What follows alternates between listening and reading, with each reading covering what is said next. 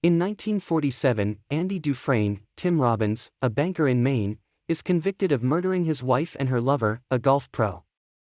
Since the state of Maine has no death penalty, he is given 2 consecutive life sentences and sent to the notoriously harsh Shawshank prison. Andy keeps claiming his innocence, but his cold and calculating demeanor leads everyone to believe he did it. Meanwhile, Ellis Boyd Redding, Morgan Freeman, known as Red, is being interviewed for parole after having spent 20 years at Shawshank for murder. Despite his best efforts and behavior, Red's parole is rejected, which doesn't faze him all that much. Red is then introduced as the local smuggler who can get inmates anything they want within reason. An alarm goes off alerting all prisoners of new arrivals. Red and his friends bet on whichever new fish will have a nervous breakdown during his first night in prison.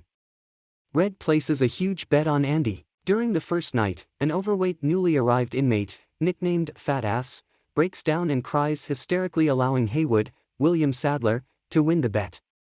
However, the celebration is short-lived when the chief guard, Byron Hadley, Clancy Brown, savagely beats up the fat man for not keeping quiet when he is asked to. Meanwhile, Andy remains steadfast and composed. The next morning, the inmates learn that Fat Ass died in the infirmary because the prison doctor had been out for the night. Andy inquires about the man's name only to get put down by Haywood.